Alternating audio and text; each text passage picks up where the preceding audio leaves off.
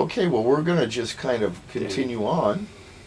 But I had some questions for you because um, I had been doing some research and I realized that there were a lot of things I should have asked you the first time that we spoke when we were doing our timeline together. So let me begin here. Um, I want to go back kind of to the Laurel Canyon kind of days, or what I would call Hollywood days. People call them Laurel Canyon days. When you lived in the log cabin house? Your brother rented the house, didn't he? Yeah, my brother rented. He found it and rented it. He found this woman. Her name was Fanya Pearson, and she owned 3 properties. One was right off the corner of Lookout and Laurel. The next house, the log cabin, was on the corner of Lookout and Laurel. Her house was a chateau that was the second house after that. Mm-hmm. And then across the street there was a place called Houdini's mansion that had burnt down. Mm-hmm. Now, I don't know if Houdini was in there, or they said that Bela Lugosi hung out in there, and they also had a passageway that went from inside the log cabin over to that property. Well, that's what I wanted to ask you. The log cabin was Tom Mix's old house. Yeah. Was there really a passageway? Did you go through that passageway? No, but I would go down in the cave, and I saw that it was blocked off with brick. Oh, so you saw and where it there was. were people that would go and find the other end of the hole. Exactly. So it would go underneath the Laurel Canyon. Right, underneath the street itself. Yeah. Now, why were they connected like that? Was there any reasoning behind that? Well, I think those people hung out with each other. I see. There must be history on. There is. There's a lot of history on that. That probably goes. Did you go to parties when you lived up in the Laurel Canyon house? Did you visit people's homes? No, we just had our own situation there because of the bands that would come there, and we utilized the bands. Also utilized my brother's band or our band called the Fraternity of Man. Right. We kind of projected it that way because we didn't have that much money to, like I said in one of the other pieces, my brother made a mistake and not utilized Tom Wilson as the owner of the band. Mm-hmm. Because Tom Wilson wanted a piece of the band, and my brother refused to give it up.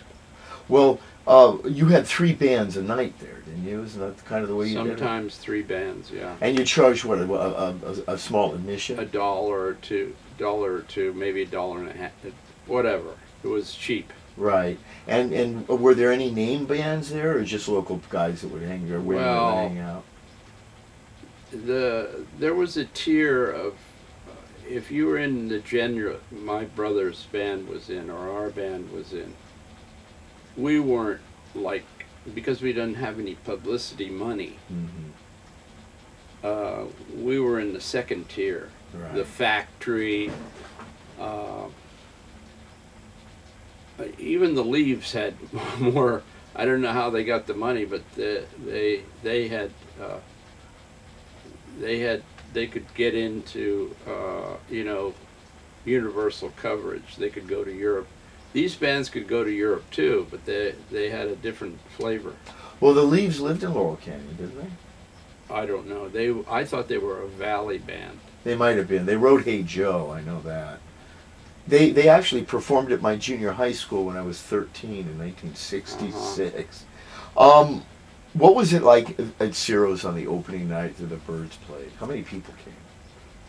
I would say about 200 people. Was it just lines outside, or did everybody get in? Or when we arrived, they shoot us right through the door. Mm-hmm.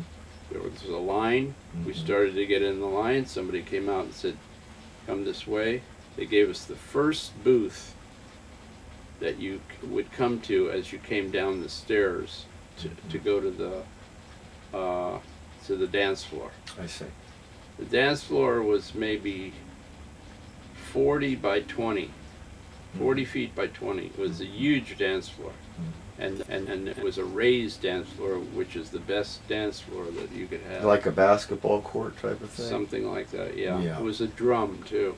Oh, really? Yeah, because if it was a raised dance floor, you could hear yourself. You could hear your feet. Yeah, How you could nice. hear your feet. You could make a noise. So when you were there experiencing that, it's one thing to see it in hindsight, but as you were experiencing that, were you realizing that this was a very special night at Ciro's, or was it just a regular night just like? No, it was a special night, and it was the beginning of something.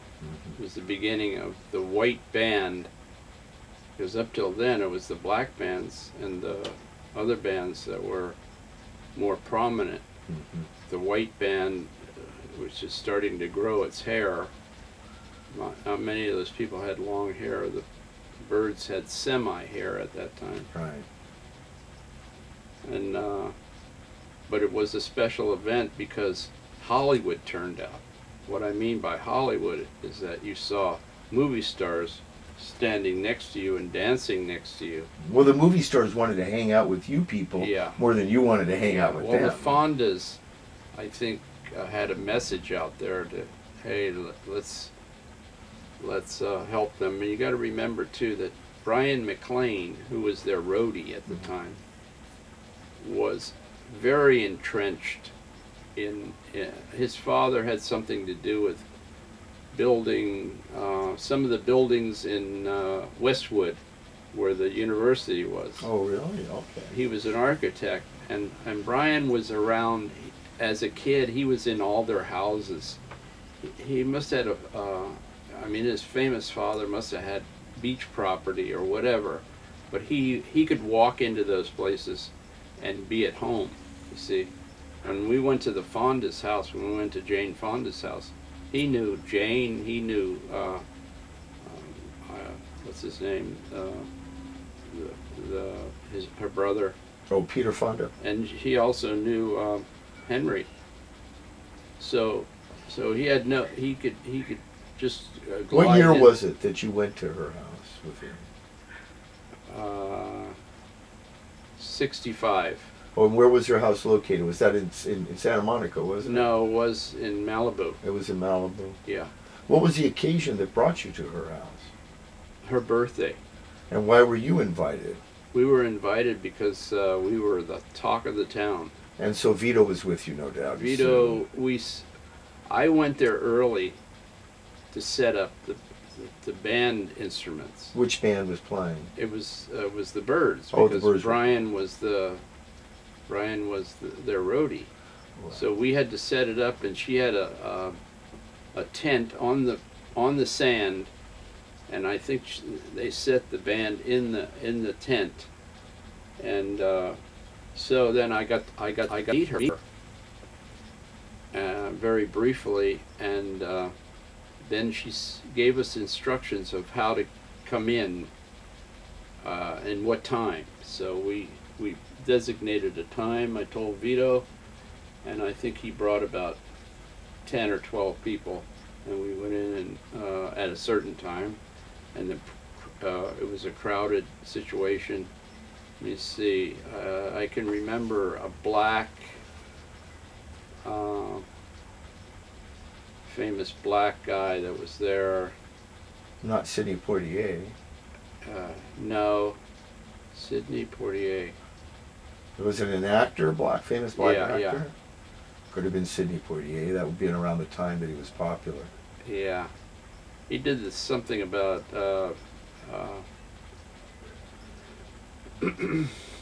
being God with some nuns. Sounds like Poitier. But anyway, how many people were at the party there? At least 100. I see. And did it go all day or 2 days? No, it was just a couple of hours that we spent there. I see. And the big thing was that Sue Vito goosed Jane Fonda. She did. And I think that kind of set the thing off, and everybody was happy and blah, blah, blah. Oh, Fonda didn't mind it then. No, it was just, you know, it was a love tap. I see. And did you ever have an occasion to go back, or was that the only No, I never had the occasion to go back, except that Jane came to see us at Cantor's and brought a whole bunch of people, and the most famous guy in that, I thought, was the guy that did Easy Rider, the director. Oh, Dennis Hopper? Dennis Hopper. Yeah. But see, in our last tape, Dennis Hopper was out there. He was with those Hollywood people, and Nicholson. Yeah. Well, Nicholson didn't come in there yet. I don't think he joined. He joined in that movie. Mm. Nicholson had his own thing, except when Vito died. When Vito died, when he left Hollywood, he put his things in his store up for sale, and Jack Nicholson bought at least 3 items from Vito. He bought a glass torso, and I think a head. It might have been in the window. The last time we saw Jack Nicholson was early in the 70s, when he was going to do 5 Easy Pieces. And we happened to be in the airport, and we said hello and talked to what he was doing. He was going to do the movie. And you know that I don't think he mentioned anything about the stuff that Vito, but it was Vito and I, and we were picking up Sue. She was coming in from Hollywood. Later on, you know, our lives changed with Free Store, and one of the Free Store people married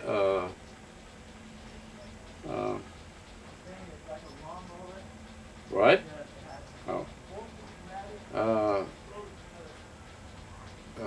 Married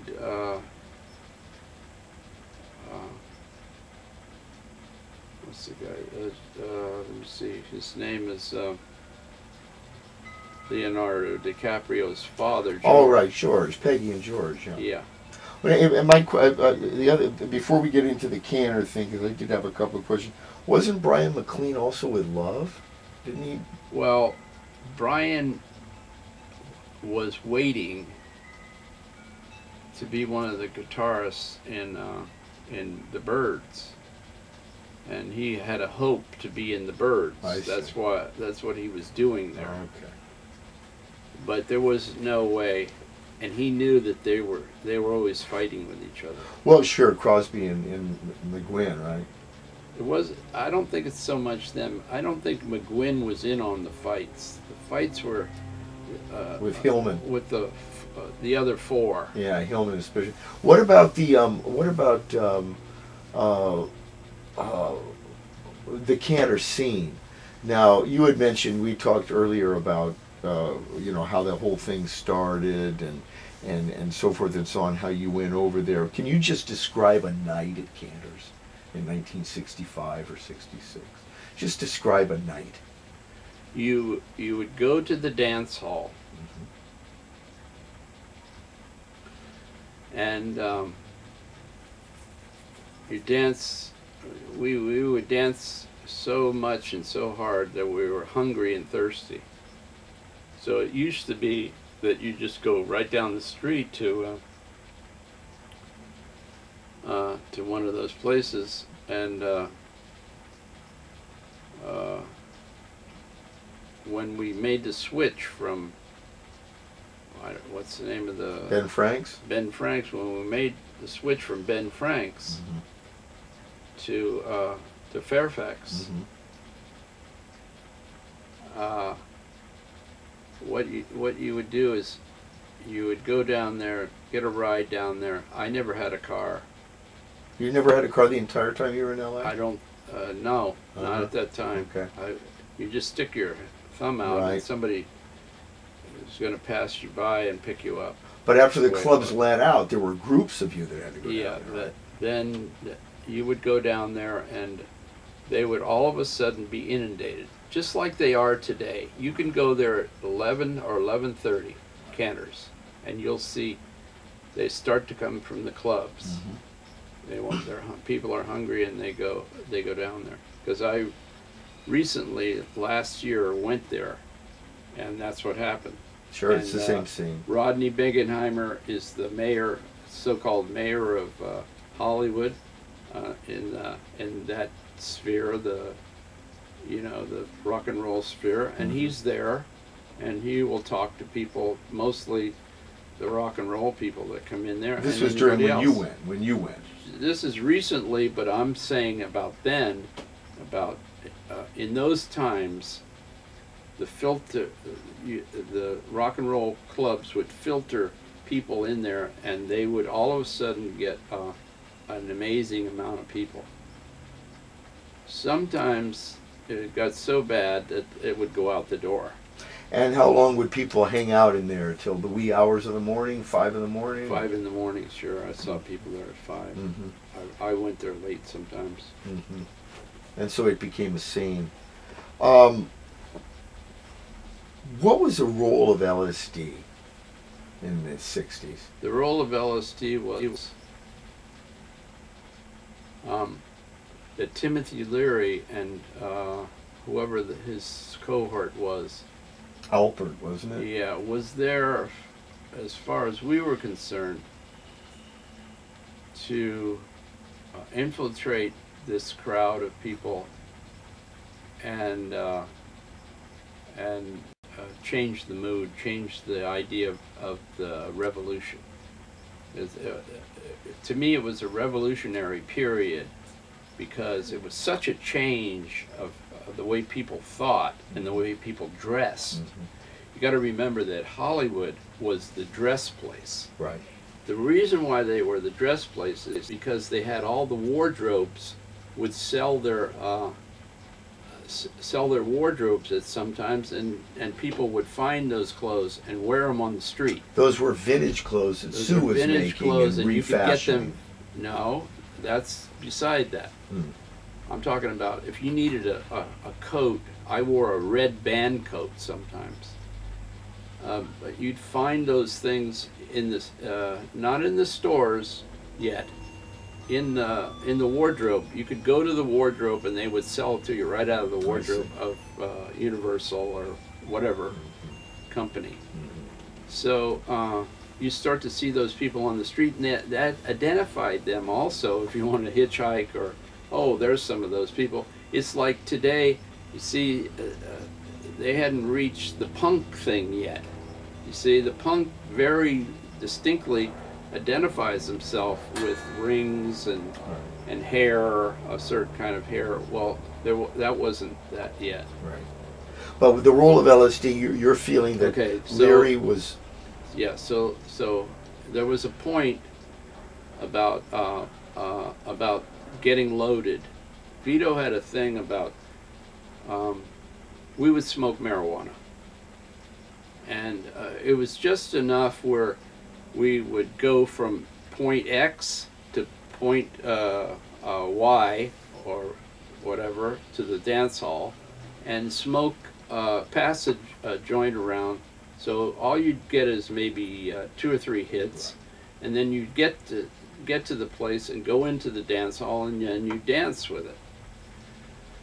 Well, Timothy Leary and those people invented that that synthetic stuff, and made sure that people bought it, and it became a big controversy. For us, or for me, it was so publicized that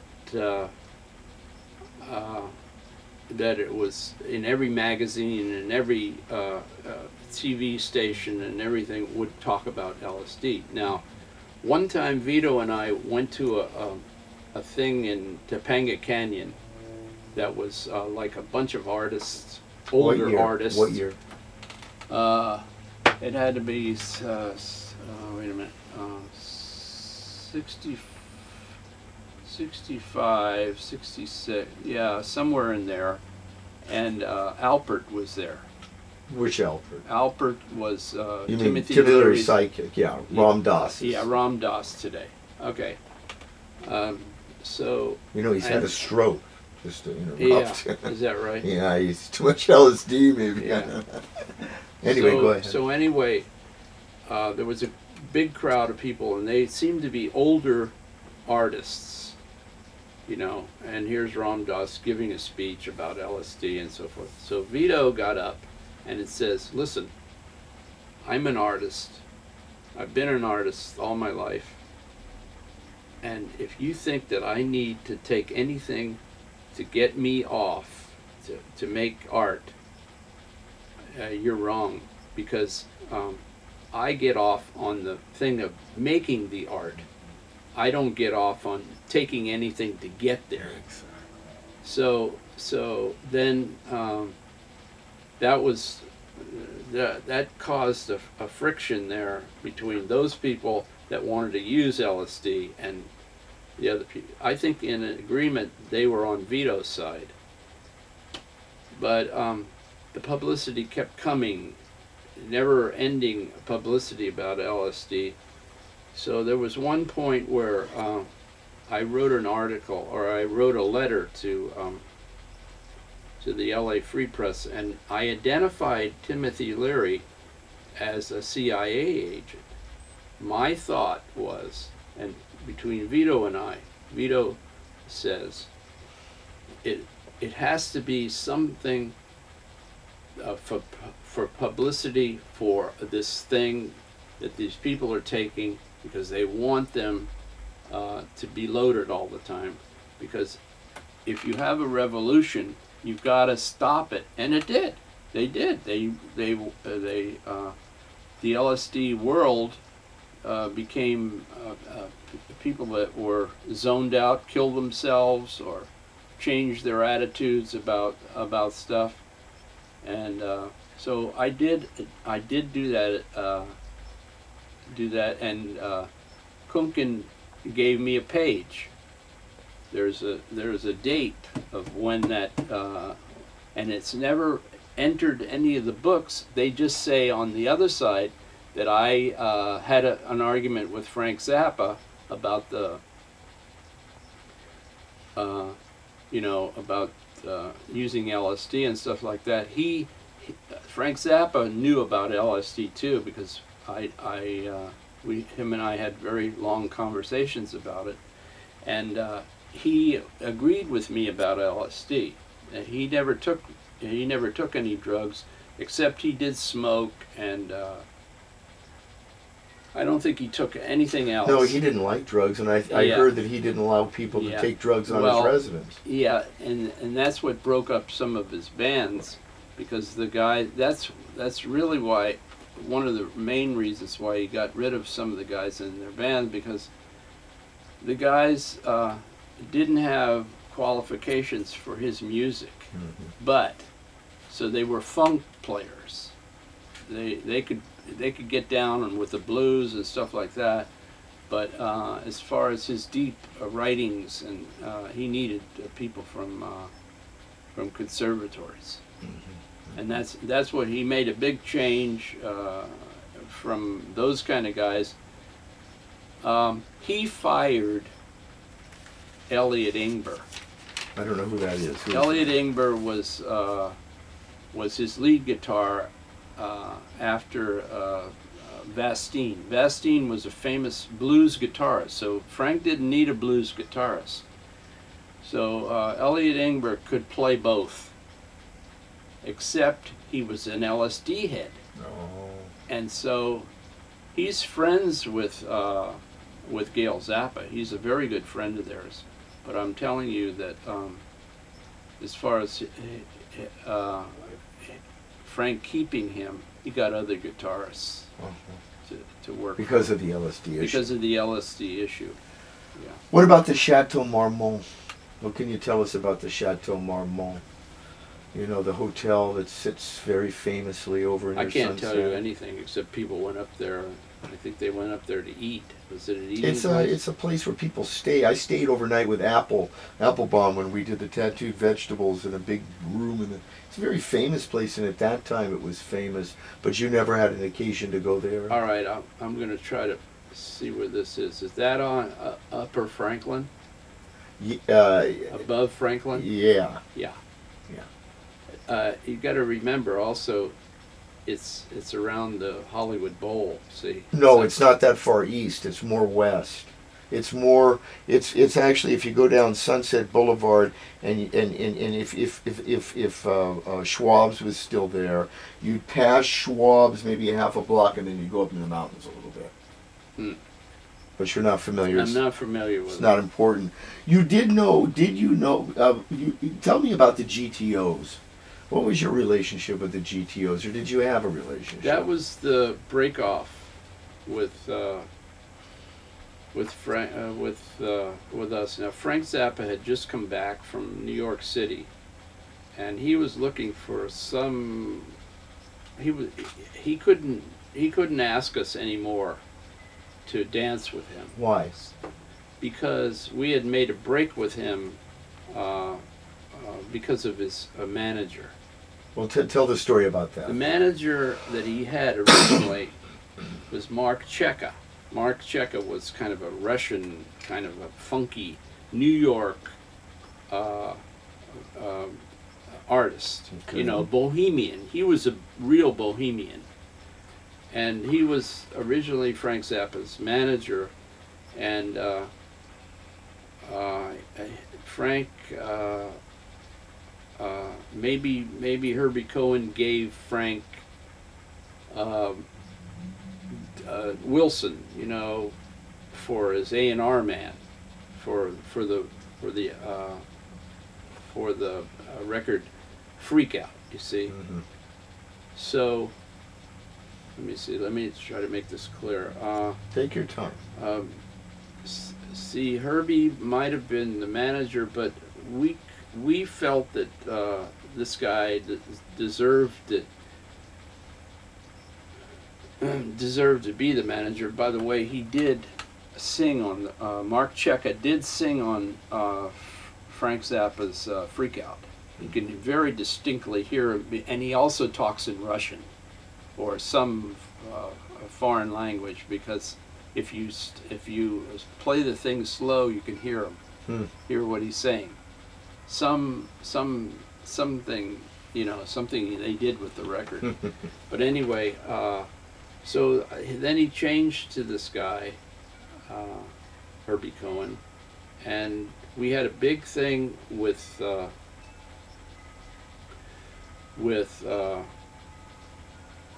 Free Press. We went to the Free Press office, and Herbie Cohen was there with his brother, Mutt. Mutt was a lawyer, Mutt Cohen. And then there was a third cousin that was an accountant that was in the Cohen family, right? So when we went there to the Free Press, Art Kunken had us come there because we were upset, and some of the band wanted to quit. Upset over what? The change of managers? Yeah, and that they weren't getting the right they weren't getting the right money. They were not getting paid. I mean, Zappa wasn't. Zappa was being paid by the Fillmore and places where he played, Okay. but the band wasn't getting very much money. I see. Okay. So they were rebelling, but we also had the issue of the manager, and I said, Herbie Cohen is the wrong manager for you, and you'll find out that he's going to rip you off. You That's told what Frank this? I told him. What, one day in the house or what? I told him that at this meeting. Oh, at the meeting at the At Free the Press. meeting of the Free Press. You said it in front of Cohen. In front of Cohen, in front of his brother, in front of Art Kunken and all those people. So we stopped being their dancers at that time. We had a gig that was planned, and we had to not we had to use somebody else. You pulled out, in other words. You said, we're not going to do this. Well, it was Frank Zappa pulled away from us because he was going with Herbie. Well, so let me make sure that I understand this. So then, in other words, he hires Herbie, and at that point, there's a problem. So I want them to go back. I want You him want to to go go- back to Mark Cheka. and you want to continue dancing with Frank and so Yeah. forth. But Frank is saying, well, wait a minute, I got a new manager. I'm kind of going to go in his direction. Yeah. And that kind of separated Yeah. the two of you Yeah. to where you would no longer then go out and dance with Frank. Yes. Okay, so then go on. So he's at an impasse because we were such an entity with him. We brought so many people to his through his situation.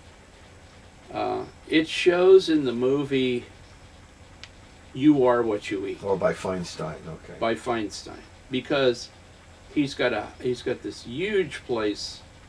It was a Shrine Auditorium, and he's got all these people, and he's got a photographer doing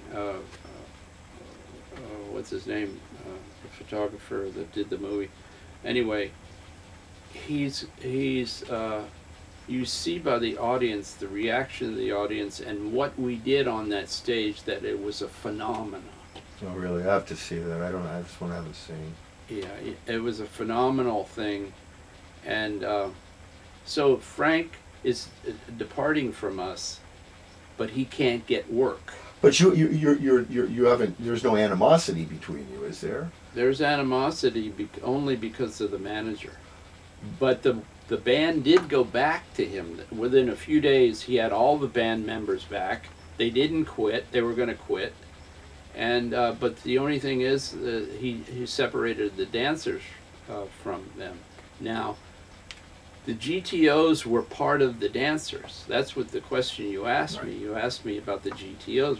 What prominence do the GTOs? So Frank goes away because he's not getting any work in Southern California, and Herbie says to him, "Come to New York. I have a gig for sure in the East or West Village for you, because that's where I'm from."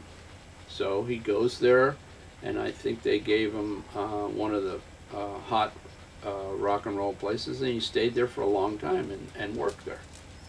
He invited me to go with him. He did invited me to go with him, but I said to him, "I'm staying here with Vito, and I'm going to do my number." You were never paid as a dancer. Oh, yes, I was. You were. He paid me higher.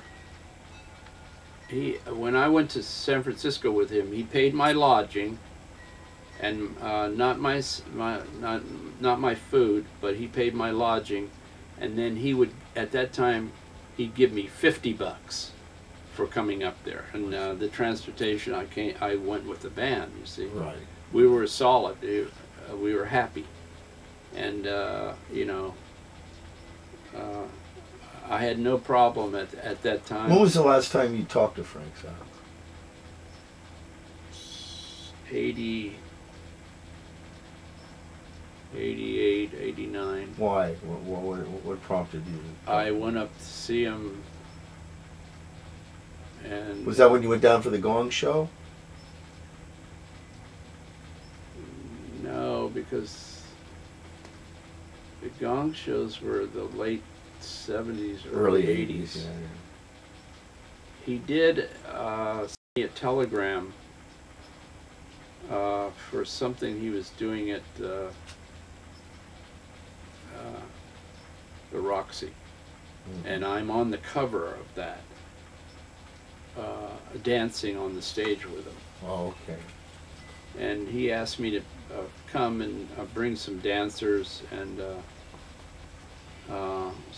but it was low level. We could only dance around. But he put me on the stage. Whoever did the photography got me in as kind of a shadow. You don't have any of that photography, do you? No, the Roxy and elsewhere. That's the name. You can find it in the. Let me ask you now. Oh, but with the last time you talked to Frank, you were in good terms.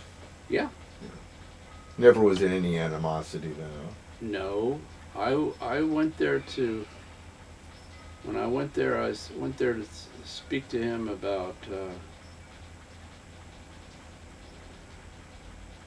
I don't remember. Was it a social visit? Yeah, it was more of a social visit. I wanted to stay in Hollywood. I wanted to be involved somehow. Oh, you were thinking of going back in the late Well, I 80s? was there. I was staying there because of the gong shows and stuff like that. But this was, yeah, it was. It must have been the gong shows. Yeah, That's right. I think so. I think so. Yeah. All right, let me ask you now about the But I'll tell you what he did. yes, what did he do? If you want to talk to somebody, you don't crank up the music. So No. I went into his cellar where he had his recording studio, and he cranked up the music, and I was talking to him like this, and he wouldn't turn. So I got frustrated about it and said, "I'll see you later, Frank," and I left. And that was it? That was it. You That never was the saw him last again? time I saw him. Why do you think he raised the level of the music so high? Because he didn't want to talk to me. Oh, really? He was not happy to see you? He was happy to see me, but he didn't want to talk to me about whatever I had to talk about. Well, that sounds kind of rude.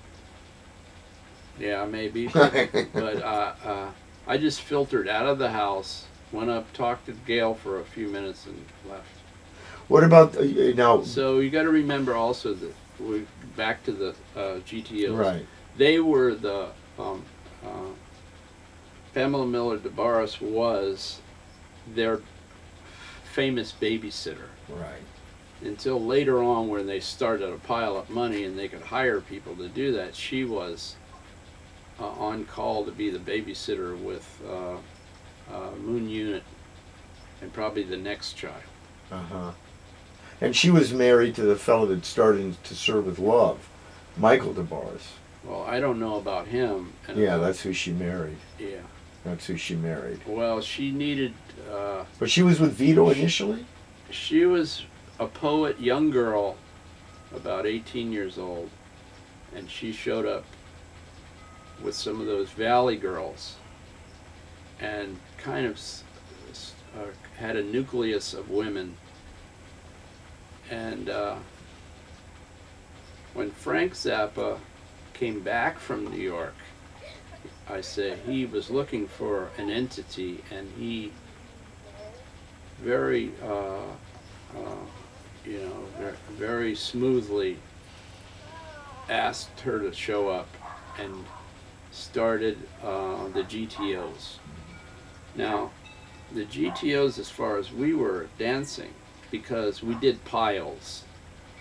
What are piles? Piles are you'd fall down with you'd take a hold of a woman. You have to know what you're doing, because if you fall over with this person and hurt them, you don't want to do that. No. So those were planned piles. We used to rehearse that stuff, and we'd fall in a pile, and it looked like it looked like chaos, right? I.e., the first Johnny Carson show that Johnny Carson came from New York. The first Johnny Carson show, an agent got a hold of Vito and asked us to come and do the show with him, and he had Bob Hope, Ernest Borgnine, and Jill St. John were his guests that day. This is his first show in NBC in Burbank. And What year? 67. And let me see. So anyway, he invites you and Vito on the show? He invites us as a mass. We to bring our own band. We find a band called Rubber Highway, and he gave us 20 minutes of the show. You got on the stage, sat in the seats with Ed McMahon, the whole thing. I don't remember Ed McMahon Might being not have been there at that time, yeah. But I do remember seeing on monitor. I saw Bob Hope, and and Ernest Borgnine, and Jill was still on the panel. So you come onto the stage with the band, you and Vito? No, this is what happened. Yeah, we come out. Right. This is them showing the United States all these freaks. And Vito and Carol Steele and Ricky Applebaum go over and are on the panel with him, and he's interviewing. Vito does most of the talking. He asks Carol Steele a question. He may have asked Ricky a question, but mostly it was Vito.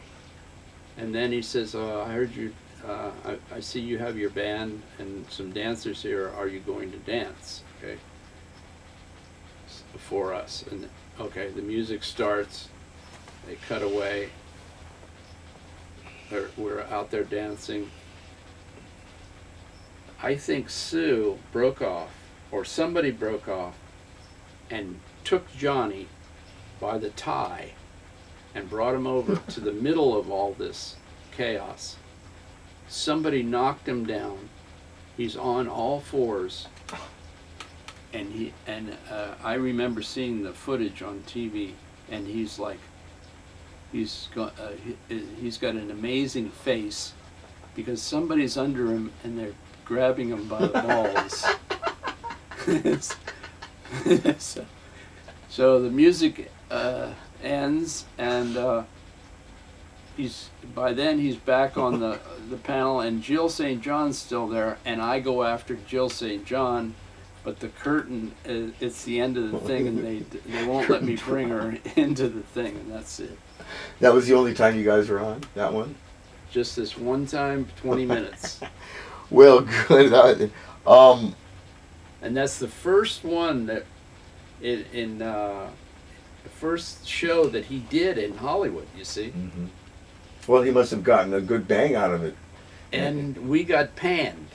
You got panned. The LA Free Press had an older guy that was a critic about a lot of things in Hollywood, and he said it was one of the worst demonstrations of music and dance he's ever seen. Which was a compliment at the time. Yes. What about, let's talk about a couple of clubs in the area. Talk about the Ash Grove. You remember the Ash Grove? I remember the Ash Grove was a place where you could go and show your stuff. Like before, what do they call that? Karaoke. Right. Before karaoke, you could go there, get on a list, and then you have a guitar, do whatever you. It was a folksy type of place. Yeah, it was a folk music. place. Yeah. Because the musical transition at that time, which would, correct me if I'm wrong, which is what the Byrds and Buffalo Springfield Hill were so popular, is to take folk into rock. Yeah. So the Ash Grove was a place that people could audition themselves and show people what they could do, and so forth. What about a lot of producers came there and checked agents. Agents. I remember in 1980 when I was the manager of the Tattooed Vegetables. Just to digress a minute, my job was to get them booked, which I did successfully in a number of venues in Los Angeles. One time I. Through connivery and a number of other things, ended up at Doug Weston's home. I took Ricky there. I had gotten an invite for him to perhaps hear the tape, to see if they would book Applebaum Tattooed Vegetables with a very popular group at the time called the Plugs. But the reason I mentioned this is because at the time I saw Doug Weston, he was coked out, he had a coke nail about this big, and he was so forth and so on. What was the Troubadour like during the 60s when you were there? I thought it was a really good establishment that catered to that kind of people. But the Troubadour, I danced with Brian when I went back, and I hooked up with Brian McLean. He had. This is in '80 now. You're talking. This is in the '80s. Yeah, he had hooked up with his sister. He knew his sister was a really good singer, and he had the Brian McLean band. and she sang mostly Little Richard songs, and Little Richard's drummer was her drummer. Okay. So, let me see. So, they booked a place in Westwood, in a club in Westwood, you know, by the university, and then they booked that place. And that's when I said to Brian, okay, I've worked for you for 3 or 4 venues now. I want you to give me a contract of dancing with you. He wouldn't do it. So I said, well, that's the end of my relationship as far as, you know, professionality. I'm not going to work for you anymore because I want to get paid. So, but the Troubadour was that last place. And like the Byrds, I couldn't get a spot to do whatever I needed to do. Why, you didn't have enough room? No, I had plenty of room. It wasn't that. It was that I'm down there working for the Gong Show. Why shouldn't I be paid for, you know, because I'm helping this band do whatever it's doing. Of course. And he didn't want to do that, or he couldn't understand to do that. So he didn't last very long with his sister. He had a really cool relationship going with her. I'm trying to remember her name right now. And she ended up being Lone Justice right after that. Lone Justice was kind of a cowboy band, so she switched from real deep rock and roll to doing, you know, cowboy music, rockabilly. Rockabilly. What about the, I remember when I was living on Willow Glen in Laurel Canyon I moved there in 1966, 67. Lived there for 4 or 5 years till 69, no, till 71 or something of that age. When the earthquake came in 1970, we had a big mountain in front of my home, and the engineers came and they said, you're going to have to move out for a couple of weeks. We have to take care of this mountain because the earthquake could bring the mountain down in your home. Well, where are you going to put us? We're going to put you in the Continental Hyatt House over on Sunset Boulevard for 2 weeks. So I was 17, I got my own room, and I had a girlfriend, of course, and my parents had their own room. What was your relationship to what's called the Riot House or the Continental Hyatt House? Did you ever go there? Or? No, but see, we went down and did this tour. You know, the tour, the woman that runs the tour with a couple of other guys, her husband and this other guy, they point out what happened in a lot of these places. A lot of them they missed. And a lot of them they don't exactly know where. And I try to bring this up. The Riot House was the Who. Yeah, and Led Zeppelin. Yeah, they do anything they wanted in those places because they had the money. If they really screwed up, they could pay for it. Okay, so it was a tall building, 12 stories. yeah, right across the street from the Sunset Plaza. That's right. Which is a very beautiful place, and there are artists and stuff living in there and so forth. And then there was a hotel down there. I remember meeting Jimmy Smith there, and you know, it was a street full of rock and roll. But that came after you, didn't it? That wasn't going on from 65 to 68. I will interject this. Why was the riots in L.A.? What was it about? You mean 65 wall riot? Yeah. What was it about? Why did the people riot? Why did the kids turn over a bus? It's because the police continuously bugged us, and we were peacefully protesting on the Sunset Strip, and we would walk from one end all the way down to that little club, that teenage club, and then we'd walk back. In the meantime, the cops would would stop us. Now, why are we there? This is what year now? Was it mostly? This was. It had to be '66, right? Okay. Something like that, because Frank Well, Zappa the wrote riot, about it. the riots were in '65. Okay. Okay. All right. Why are we? What's it? We didn't want these entrepreneurs to come in and change the venue of. They wanted to put high rises up. They wanted to change the stores. We said They wanted to gentrify the neighborhood. they want to way it is today, and they've covered over everything. Yeah. A lot of things. What my notice is that a little club that that the riots happened in front of is destroyed. They took it down, and it's just a piece of concrete today, and I think a plaque. So go on with your story though. Why were they? What I'm saying is, they wanted to change it so that it had to do with commerce. So that's really what we were protesting. We lost that idea through other people. They just thought, oh well, it's a police riot and the police are bugging us. But what are we out? Why are we there? Why are we carrying picket signs? Is because we knew that they were trying to change the Sunset Boulevard, and we didn't want that. What did the picket signs say? Well,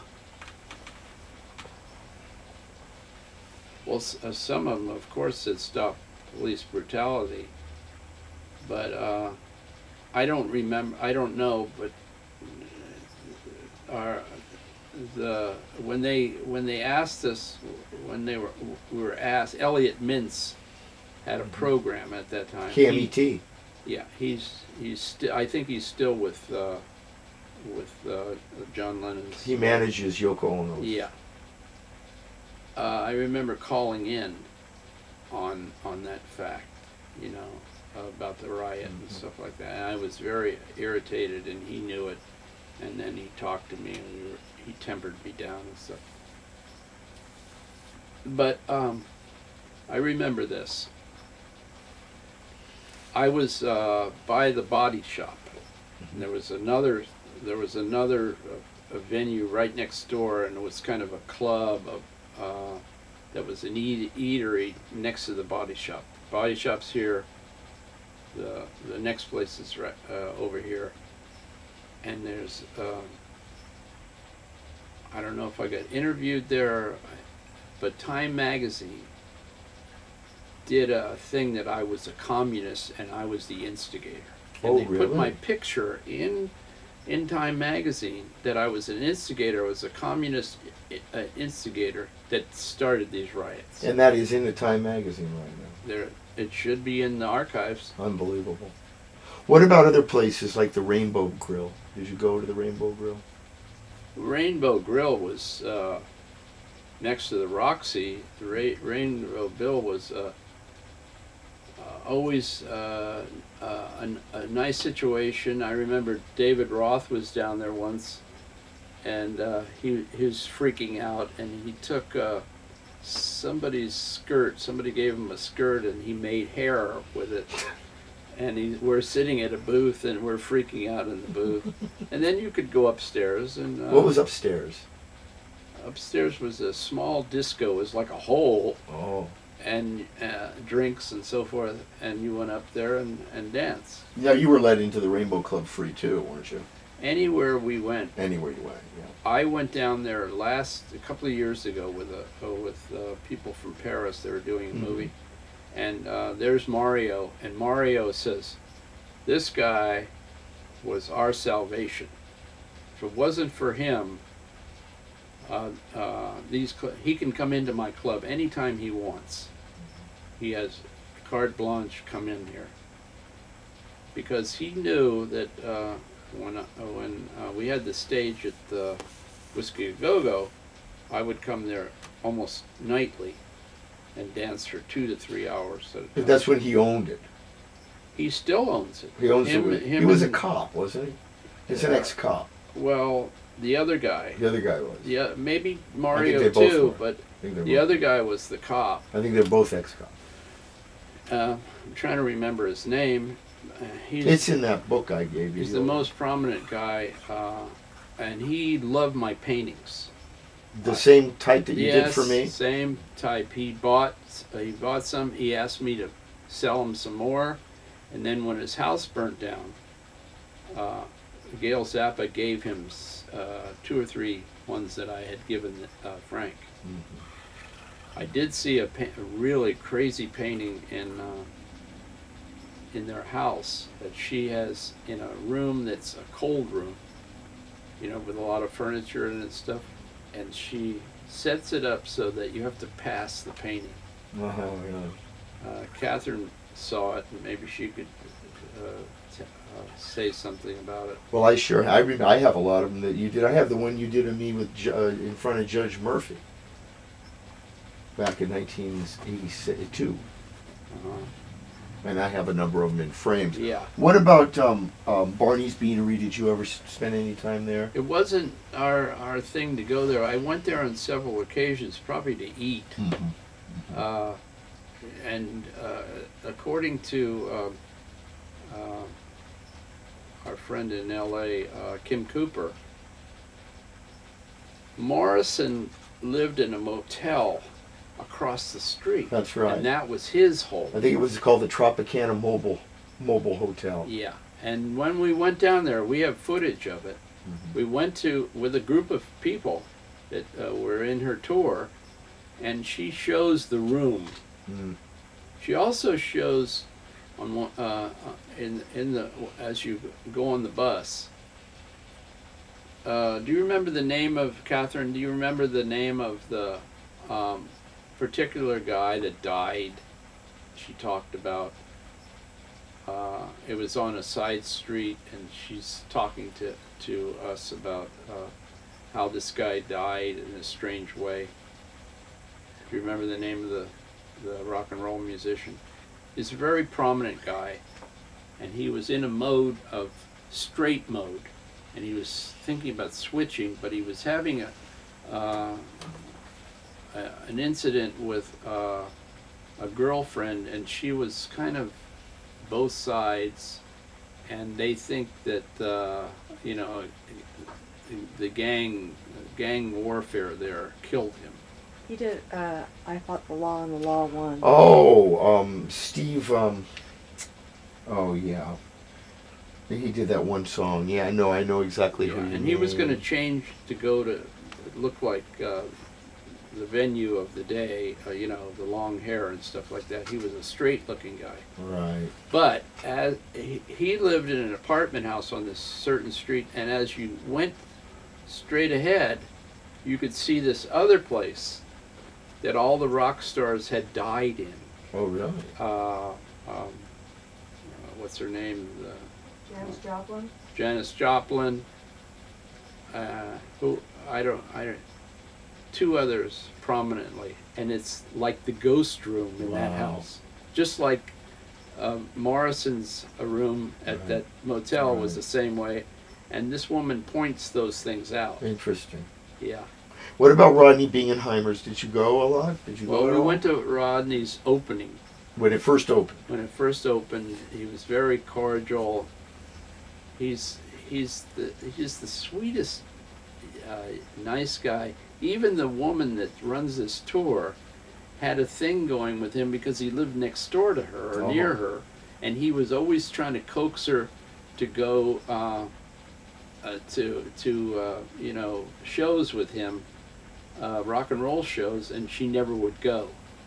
But she, I think she had second thoughts about it because she found out he was for real. He was just a guy. I think his motivation, I don't think he took drugs. I always thought he used RC Cola as his drug because he would drink a case of it a day. Oh my goodness. You know, he had some weird thing going with RC Cola. And that People was do that. So you know that we know today that soda will really screw your. Well, it's got a lot of caffeine in it. That's why Yeah. people drink it early in Yeah. the morning. Yeah. But talk about the economy at the time, Carl. A little bit different, but the reason I mentioned this is because, take myself as an example. In 1971, I was delivering pizza in Hollywood, and I needed to. A tape? Are you out of tape? Yep. Yeah. Okay. All right. You know where the tape is, honey? It says 8.